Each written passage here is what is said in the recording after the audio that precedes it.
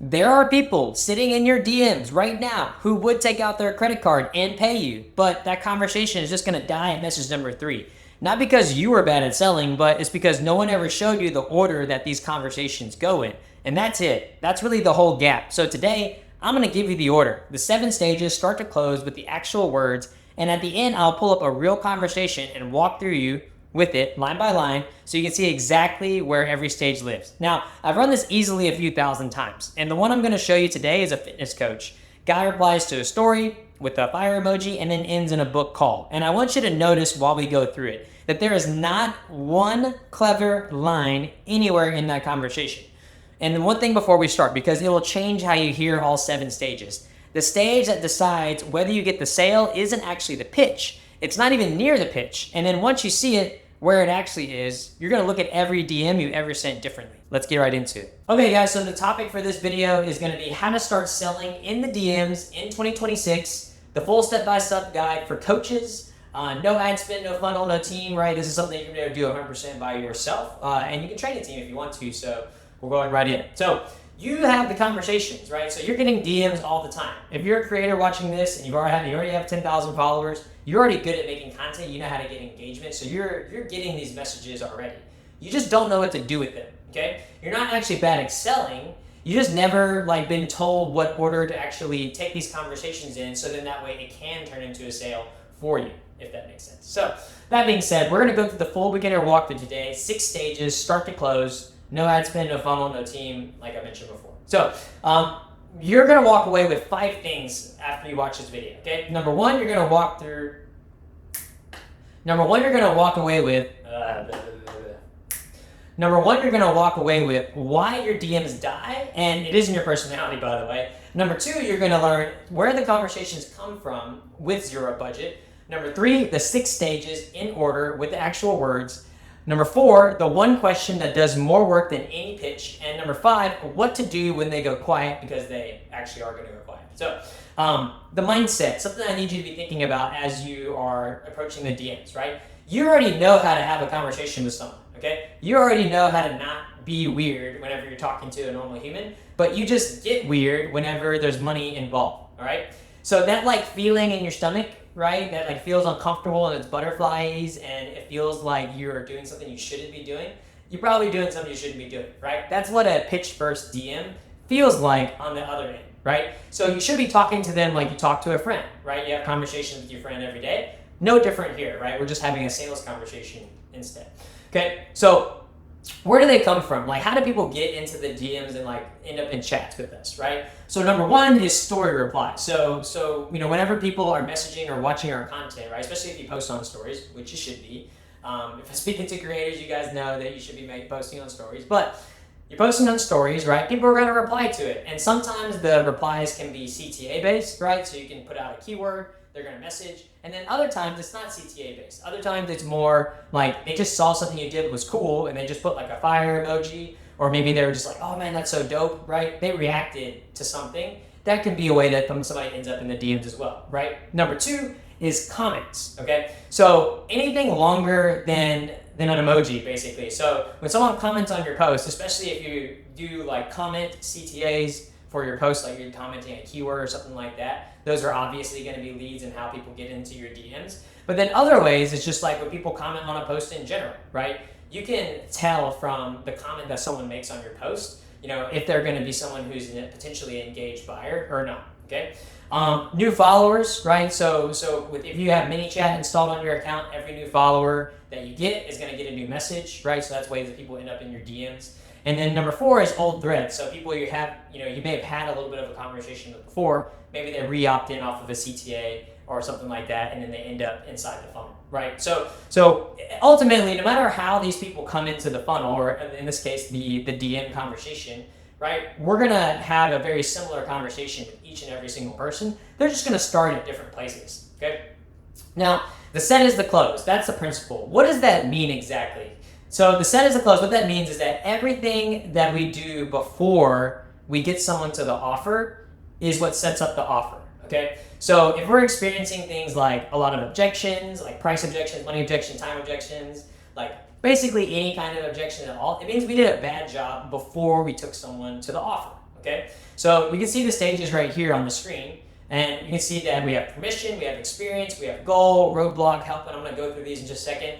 And then we have a sell the call, and then we have the offer, right? So all 6 of those steps before we get to the offer are actually the set. So when I say the set is the close, that's what I mean. All those steps beforehand set up the offer, right? Very similar to like volleyball. If anyone's a big volleyball fan, you have setters in volleyball, you have spikers in volleyball. Usually the same person depending on how the ball ends up, right? But kind of similar concept, right? So we want to make sure that we do everything we can to prepare for an offer to be closed for money in this case. So that way, by the time you actually make the offer, the outcome's already decided.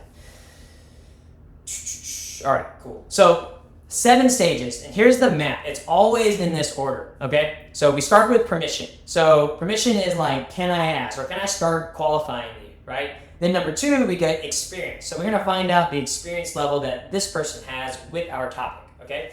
Number 3, we're gonna say goal, okay? So we're gonna see like what are their goals and like what do they want essentially, right? Number 4, stage number 4 is roadblock. So like what's the biggest thing in the way or stopping them from actually like proceeding forward, right? Number 5 is gonna be help. So this is gonna be I need help, or you get them to admit that they actually want a hand or want help, want your solution, right? Then number 6 is we're gonna sell. So not necessarily sell the thing, we're gonna sell the next step, right? So the next step could be a call, the next step could be a video to showcase your product, the next step could be a sales presentation, a webinar, right? But we're gonna sell the next step, and then we're gonna offer, in this case, sending a link. So that's like the 7 stages that you need to take someone through in order to take someone properly to through a sales conversation to get to your offer, right? This is the flow. So before you actually type, you want to figure out what stage am I in, right? Am I in permission? Am I in experience? Am I in goal, right? And these are in sequential order too, right? So, and sometimes people will give you different stages, right? You may ask someone's goal, maybe they give you their roadblock at the same time, right? Or maybe someone right off the get-go says, hey, I need some help, right? So there's certain things where we're not necessarily going to skip steps, but there are certain times whenever certain stages happen before others, and that's totally fine, right? That's like what a normal conversation looks like. So that being said, stage number 1. So really important here before anything else is we have to earn the right to ask before we actually ask anything. So that's what I mean by stage number 1, getting permission. In this case, we're getting permission to start the qualifying process, okay? So let's check it out on the screen. Right, on the left it's with permission, on the left it's without permission, on the right it's with permission. So without permission, what do you do for work? How long have you been at it? Right, why? You kind of see that on the left side, right? The reason that falls flat is because the person doesn't have context as to why you're starting to ask them questions. So if you're noticing some of these things in your DMs as I'm talking about them, right? Maybe someone was a little more standoffish. Maybe they reacted negatively to what you were saying. Maybe you're wondering why you're asking all these questions to begin with, right? This is why. We didn't start with permission. We didn't start with permission to actually like get compliance with them like going into the qualifying process, right? So you see that on the right side, we say it's with permission, but it says, mind if I ask what you're working towards? Says, yeah, for sure, right? So just that small little question right there allows us to start prompting them with additional questions and then reduces their guard all the way down. By the way, most people mess up stage number 1. Okay, what's the analogy here? Can I ask you something? So think about a friend who says, can I ask you something kind of personal before they ask it? You say, yeah, you can go ahead and ask me, right? And then whenever they ask, it's fine because you open the door. Now, picture the person that just asked it cold, right? They didn't even ask you for permission to ask you something personal. They just like straight up fired it out, right? It's the exact same question, right? But it's just a matter of, did I give permission for someone to come in versus them giving themselves permission to come in, if that makes sense. So not before you walk in, always get permission. Stage number 2, experience. So how familiar are they with the actual topic that we're talking about? So depending on what your thing is, right? So if you're selling life insurance, then this would be like, what's their experience with life insurance policies, right? If this is like generating leads on social media, this is like, what's your experience with generating leads on social media, right? So like this question is very important because it sets the tone for how we should have a conversation with someone, okay? If I am having a conversation with someone and I find out that they don't have a lot of experience on my topic, then there's not any reason for me to ask them a ton of questions about my topic, at least in-depth ones, right? I'm going to ask more surface level, more knowledge gathering, but I know that they're not going to know like all the nuances that I probably know based on their experience level, right? Versus if I was talking to someone who has a lot of experience in what I'm talking about, then I'm going to ask them much different questions. I may skip for certain parts of the conversation because they're not relevant to someone who has experience, right? A good example here is like, let's say you're in life insurance. I'm going to talk to someone who's new in life insurance, maybe their first 6 months, way different than someone that's been in life insurance for like 10 years, right? Business owners the same way. New business owner versus a seasoned business owner, way different conversations, right? So that's why this stage is so important, is getting their experience level. And so like, how familiar are they really? Okay, so some good questions here. So how long have you been at this? What have you already tried? What's worked and what didn't, right? And essentially what this does is set the direction for the conversation for you and for them, okay? Because the worst thing is having a conversation with someone where they're just speaking way over your head. And then on the flip side of that, the other worst thing about having a conversation with someone sometimes is you could know a lot of things that they're talking about, so it feels kind of like repeat, right? Almost feels like you're insulting their intelligence. So that's why this stage is very, very important, is just to figure out like where they're at in the spectrum, right? If you skip this stage, you're essentially just guessing the person that you're talking to, and you're eventually going to guess wrong. And usually you do guess wrong. What's the analogy here? So like the quote I want to put is, what do you normally drink? So picture a good bartender, okay? You sit down and you say, surprise me, to the bartender. The good one doesn't pour a drink yet, okay? The first line they ask is, what do you normally drink?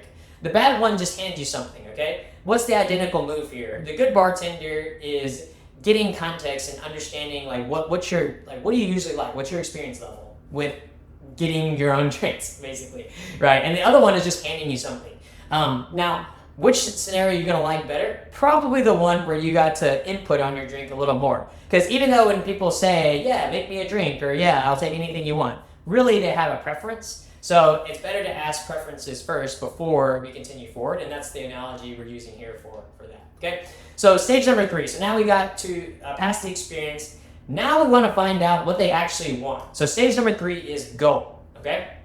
What do they actually want? And more than what do they just want? Like, some people have like a general surface level outcome that they're looking for. In this case, like let's say you're helping people sell things through e-commerce, right? Most people just want to make more money in that case. But the goal is even deeper than that, because just wanting to make money is like such surface level content or such surface level meaning. Usually the reason that people want to make money is much deeper than that. So they maybe want to make money because they want to quit their job, or maybe they want to retire their wife, or maybe they want to spend more time with their kids, or maybe there's a lot of different things that kind of go into that right there, right? But that's kind of the intention, okay? So stage number 3, goal. Where do they actually want to be? So there's a place that they are right now, right? So the way I describe this usually is I'll show this on a slide with a frowny face and a happy face, right? So for whatever reason, we're talking to someone right now with a frowny face, okay? They are not happy. This business going on right here, whatever it is, maybe not their face, right? But they're not happy, okay? And they want to get to a place where they want to be, which is where the smile comes, right? Which is where they are happy, okay? Now, more importantly than that, we want to figure out this piece of information. Because without this piece of information, it's going to be very unlikely that we can actually get someone to move forward to the next step, right? How can I help someone if I don't know your goal? If I don't know that you want to go to Canada and I think that you want to go to Mexico, well, we're going to end up in 2 different directions, right? So I need to know what you're looking for. And this is the magic question that's on this slide right here, which is, are you happy with that, right? Now, you're not going to ask this in all questions, right? But sometimes whenever you're talking to someone, they deliver the information very flatly, right? They're like, yeah, like I want to make more money. And it's like, or they're like, yeah, I want to make more money, but right now I'm making $5,000 a month, and I'd like to be making like $10,000 a month. And then this question, are you happy with that, can be a really good way to drive in the pain and find out, like is there something underneath there that needs to be revealed? And a lot of times there are, because that's why they're having a conversation with us, right? So maps won't route you to a place without an actual destination, right? So if you open up maps right now, right, it knows exactly where you are, but there's no route, right? It's not going to take you anywhere. Nothing's going to show them until you actually choose the destination of where you're going. And similarly here, whenever we're having a conversation with someone about our product, right? Ultimately, we want to find out what is the direction that they want to take, or what is the thing that they're trying to achieve by using our product, service, or the thing that we offer. Yep. Okay, stage number 4. Now we're going to go into roadblock and intent, okay? So we want to find out 2 pieces of information in this stage, super clear. What's in the way and why they reached out now? Why am I asking these 2 questions? Number 1, we want to find out where their roadblocks are. We want to find out why they're seeking out our solution when they could have possibly done it on their own, right? And that's where the roadblocks come in. Those are where the challenges come in. And those are going to be the pain drivers as to why they want to take that next step, whether that be join our webinar, buy our product, book a call, whatever the case may be, right? So that roadblock is going to be a key aspect. And then the intent is also very important, because there's something called the inciting incident. And so what the inciting incident is, it's a term in copywriting, right? But for every product and service, there's usually some kind of stimulus that creates demand or creates the search volume for a product, right? So for example, let's say I'm in dating. If I was to have a dating product, right? One of the inciting incidents inside of my ecosystem would be someone losing their girlfriend, very likely, right? Or getting broken up with or cheated on or something like that, right? That would create an incident where now a person is more likely to be searching for dating-related solutions, right? So we want to find out the intent and the roadblock together here. So I hope you guys enjoyed the inciting incident. Write that one down. So what's in the way and why now, right? So the roadblock is super key. What do you think is actually been stopping you? And it's important for them to tell us what they think is stopping them, right? Because we might see a total different picture than what they see. But that's not important. What's important is this person's reality and what they perceive first. Now, we can reframe, we can do a lot of stuff whenever we actually close the prospect on the next step. But for the purposes of this, right, their reality is the most important, how they feel, which is why we ask, what do you think that's been stopping you? And then 2, right, the intent. So what made you reach out now and not 6 months ago? Or another way to phrase this is what made you reach out and send me a message about this today, right? There's always a reason why they're talking to us today versus a month ago, versus 6 months ago, versus a year ago, right? They may have been researching the solution, whatever it is you offer, for 6 to 12 months, right? But they may have been researching your solution for 6 to 12 months, right? But there's a reason that they came in today, right? And so we want to find out that intent. We need to find out that exact reason, because that gives us something to anchor on for the closing conversation or how we're going to move them forward later, right? You don't really have to ever manufacture urgency, right? You have to just find out why someone's speaking to you today. And so how do you apply this in sales and in life, right? Anytime you get a message out of the blue, anytime you're speaking to someone, there's an agenda, right? There is a reason why this person is speaking to you. So it is up to us to ask questions and deduct what's the thing that they're actually wanting to talk to us about, why are they speaking to us today? And that will help us in further parts of this conversation. Okay. Stage number 4, analogy, right? Nobody books the dentist whenever their tooth barely aches, okay? They book it at 3 a.m. whenever their tooth falls out and they break it, right? A roadblock is like closing a physical closure on a road, right? So let's say I'm traveling somewhere and the roads are physically closed. That is a roadblock, all right? But nobody books the dentist whenever their tooth just barely aches, right? They book it at 3 a.m. whenever their tooth falls out and they need some serious help, okay? Something is always happening. So we want to find the 3 a.m. moment. We want to find the thing that's the stimulus for why they're speaking to us today. Okay, stage number 5. What is that? Stage number 5 is help. And effectively, there's 2 things that we're doing in stage number 5. Number 1, we're adding our expertise, and then number 2, we're adding our expertise, and then we're asking if they want help. Super important, because they're opting into every part of this conversation and getting help from us. We're not forcing help upon them. Okay. Okay, stage number 5, we're gonna add the expertise and then ask, right? So what does adding expertise look like, right? Adding expertise looks like me telling them what their problem is a little bit and then seeing if they want help with it, right? So like in the case of like, let's say someone is in a program where they are creating content and they're supposed to be creating content every single day, right? Well, in that case, they may have a system problem, not a discipline problem, right? They're showing up and doing the homework and making sure that they're available, but they don't have a good system for producing a lot of consistent content every single day, and that's what they could possibly need help with, right? So you see there, that's me listening to the problem, the concerns of the case of this offer. In this case, we're talking about creating content, right? But I'm adding in my expertise, and then I'm also asking if they actually want help with the next step, okay? The reframe, right, is the value and the proof at the same time. So, analogy, want me to try. So imagine for a second that you're trying to open a jar, right? And you are fighting very vigorously with this jar lid.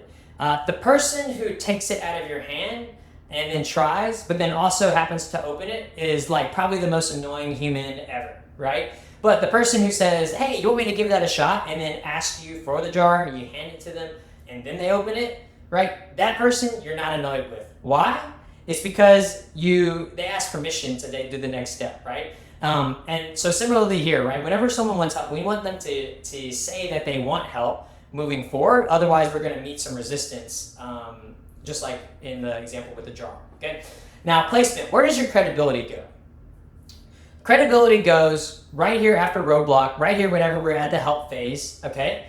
And essentially, it's established right here very lightly, right? You're gonna show your expertise, you're gonna demonstrate that you can help, and then you're gonna tie that into why they should get help from you, right? So whenever you make that request to say, hey, would you like some help with that at the end of the help stage, if we did a good job with our expertise, then that's not only the place to showcase it, but it's also done in a way that's not braggadocious, doesn't come off as someone that's like trying to oversell or be too or trying to prove something, right? Tastefully done right here with the help question is perfect. Okay. Now, stage number 6, sell the next step. Okay. So the next step of the process needs to be sold. Okay. So I can't just go straight up into saying, hey, let's book a call. Or like, hey, book a call and drop them a link or anything like that. I can't drop a payment link at this phase either. We need to tell them why they need to take the next step, right? And so like if I'm inviting someone to a webinar, for example, I'm not just going to say, hey, you should come to this webinar and send them a link. I'm going to say, hey, this webinar that is going to happen tomorrow, it's going to change your life. The reason that it's going to change your life is because I know that you've been trying to make more money online. And this is going to show the exact system that we've used to make over $10 million online selling by chat. So here's the link, register for it, let me know, and we'll see you there, right? I'd say something like that. And your reason being is I'm selling the next step, right? What are the things I did right there? I told them why they should watch it. I said it's going to change their life. I said I gave them the result. I gave them the proof. I said what they're going to get specifically out of it, right? And that's what we do to sell the next step. So in this case, right, depending on if we're selling a call or an offer, right, we want to get to the next step. So if I'm selling a call, right, I'm going to sell them on why they should get on a call and then try to book the call right here, right? Or I'm going to say, hey, would you like to book that appointment? Selling the next step, okay? Or if it's me selling by chat, at this phase, I'm going to tell them why they need to watch my video or read my sales page next, right? I'm going to give them a prompting reason as to why they should read it, okay? So let's look. Sell the next step before you actually send the link. So here's the left side. Great. Here's my calendar link, right? If we did this at stage number 6, on some level it would work a little bit, but most time it's going to end up in a ghost, okay? Now, on the right side, right, we're going to say what is it, why it's worth it, and what they're going to walk away with on that call, okay? So 15 minutes, I'm going to map out what your 3 days will actually look like so you can see it before you do anything. Would you want me to send you a time, right? So that's the example in the quotes right there. So saying yes to help isn't the same as saying yes to the next step, okay? So just so they said that yes doesn't mean that they're ready for the next step immediately. Sorry, just because they said yes to help doesn't mean that they're ready for the next step immediately. We still need to ask permission along the way as well. So stage number 6, the analogy. You don't send a calendar invite to someone you just met, right? Imagine yourself, you met someone you click with, and then instead of saying anything, you just like got their information and sent the calendar invite, right? Thursday, 4 p.m., accept or decline. What you'd actually say in that scenario is, there's a place around the corner that you would love. Are you free Thursday, right? So you would sell the coffee meeting, right? You'd sell the idea of meeting on Thursday first, and then you would send the link or get them to book the appointment afterwards, okay? So similar here, right? They asked for help. They said they want to meet up, right? We want to sell them now on what the meetup is or what we're doing, and then get permission to take them to the next step, okay? The offer, stage number 7, the final place. We're going to send the link, the appointment, or the payment link here, right? So super important. Stage number 7, send it and then tell them what to do with it, okay? So you're going to send one link, right? It's either going to be an appointment or a payment link, whatever it is. Don't send more than one link. We need them to have one clear action as to take, or they're not going to take the next action, okay? Then number 2, we're going to say what the action is, okay? So if we're saying book an appointment, we're going to drop the link for the appointment, and then we're going to say grab a slot that works for you, right? Or if it's a payment link, or if it's something that's like reading a sales page, a Google Doc, or something like that, like a VSL, right? We would say, hey, watch this video and then get back with me so I can have more conversation with you afterwards, right? People at this stage want to be led, okay? So the more options you give them, probably the worse. You want to just guide them to the decisions at this phase, okay? So at the phase where they said yes to help, they said, yeah, I'm interested in booking a call, I'm interested in seeing your video, your sales page, right? We give them the immediate next step, and that's what we do, okay? So there's a study done over here. You can see in the top bottom left corner, right? They had a store, and they tested 2 options with the store, okay? They had one option where they had a full arrangement of 24 different types of flowers, and then another store where they only concentrated on 6 types of flowers, okay? In the arrangement, we had 24 flowers. Only 3% of people who actually saw that bought, okay? Versus in the one where there's only 6 types of flowers, 30% of the people bought. Okay, so people at this stage, they have less decision, they want to be guided in the right direction, and they want to be guided to the option that makes the most sense for them. In this case, right, the next step in the process. So stage number 7, I'll put that in for you, right? So you have 2 waiters, same table. One says, let me know if you need anything, and walks off. And now it's your turn to flag them down, right? And then the other one says, I'll put that in for you, and it's handled, okay? So same thing, same restaurant, same waiter, right? But notice the approach. One is a guaranteed result, right? And it's definitely handled. The other one is vague and ambiguous and doesn't really prompt an additional action from the customer, right?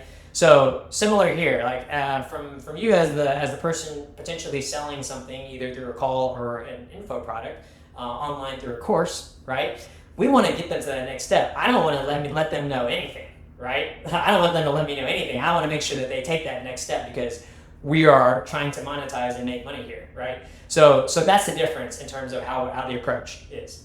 So the rhythm under every single reply has the same shape, okay? So I use this exact structure for just about every single response that we're using in our conversations, whether that be the closing sections, whether that be the setting questions where we're starting the qualifying process, right? The framework is this. Number 1, we're going to acknowledge. Number 2, we're going to answer the question or make a statement, or that's like the meat of our body, of our answer. And then number 3 is the leading question, okay? So without the last part, you answer their question, you feel good about it, but then the conversation just kind of dies, right? Effectively, if you don't ask the leading question at the end, you're going to hand them the ball and walk away forever. And so we don't want to do that. We want to make sure that we ask our leading questions, okay? So when they push back, and they will, because if you have an offer, especially if you're selling something that's $1,000, $2,000, $3,000, even $500, right? People are going to have objections. They're going to push back, right? And pushback is a person thinking, it's not a person leaving, right? Because them leaving would just be them ghosting you, right? Them objecting and having a conversation with you saying, hey, I want to buy, but tell me about this, okay? Or hey, I want this, but sell me, basically, right? So number 1, we want to isolate it. So whenever people give objections or they tell us that something's wrong, right? We want to isolate it and handle them one at a time. and acknowledge before you answer. Unacknowledged objections are where ghosting comes from, okay, or unrelevant answers. So as long as we're making sure to acknowledge every single objection and answer every question, then we're not going to worry about ghosting. Number two, we're going to clarify before you assume. So when someone asks a question, how does this work? We want to get to specifics first, right? So like we want to make sure that they're specific in their question.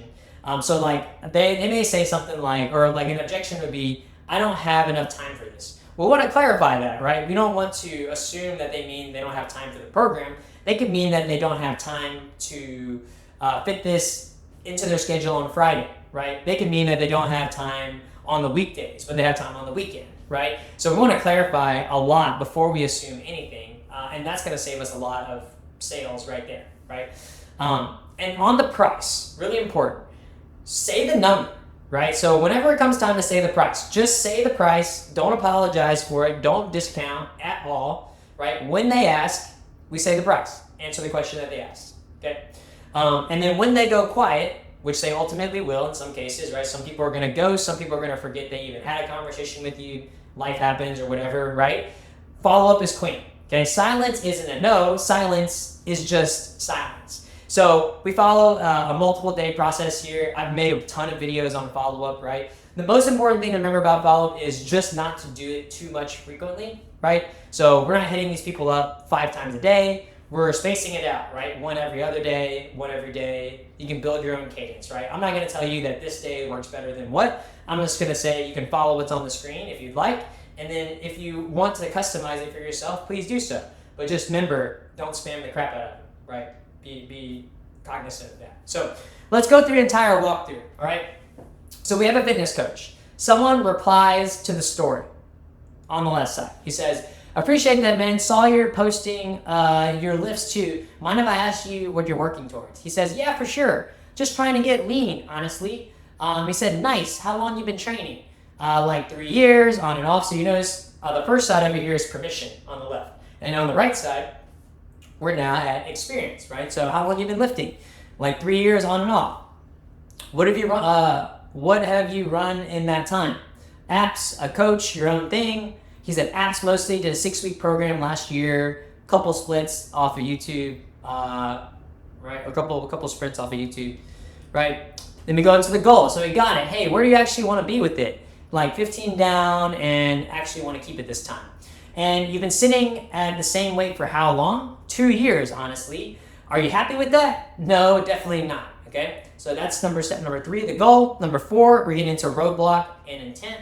So what do you think has actually been stopping you? He said, I think I just can't stay consistent when work gets busy. He says, makes sense. And what made you reach out to me? Why today and not like 6 months ago? He says, honestly, I just turned 30 and I'm sick of starting over, right? So notice, roadblock and intent. He gave us both those pieces of information that they're pretty easily, right? So help. So we go, now we're in stage number 5. Yeah, I hear that a lot. The ones who stick aren't training more, they just stop running programs that need a perfect week.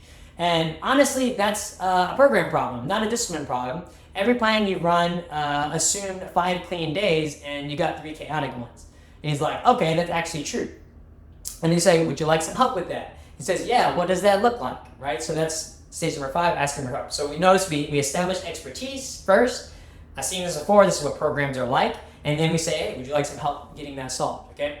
Then step number 6, sell the thing. He said, easiest thing is a quick call, 15 minutes. I map out what your 3 days actually look like so you can see it before you decide anything. He said, yep, that'd be helpful. It's like, cool, want me to send you a time? He says, yeah, send it, right? Step number 6. And step number 7, the offer, send in the link now, grab whatever slot works, and I'll see you there. Booked, and then I'll see you there. So what actually happened in this whole thing, right? So that when you saw stage number 7, the whole thing from start to finish, right? Step number 1, or thing number 1, is stages 1 through 6. What actually happened? Stages 1 through 6 did the selling. Stage number 7 was just admin. It was just making sure the logistics kind of went through, right? Number 2, he actually named his own goal, his roadblock, and his own urgency, okay? And number 3, there was no clever line, no pitch, right? No price in the DM, as you guys can see there. All right, so recap. 7 stages starting today or tomorrow. We have permission, we have experience, we have goal, we got roadblock, we got help, we got sell the thing or sell the next step, and then we have offer. Okay, the set is the close, so that means everything before we actually have the offer is the thing that makes the sale. So tomorrow or today, I want you to start with the permission. I want you to either open up a dead thread or a new conversation that someone's opting in for your thing. And I want you to start with permission and take them through this sequence, right? Permission, experience, goal, roadblock, help, sell the offer, boom, you got it. So hope you guys enjoyed this video. Follow the page. I put out stuff like this every single week, and I look forward to seeing you next one. Peace.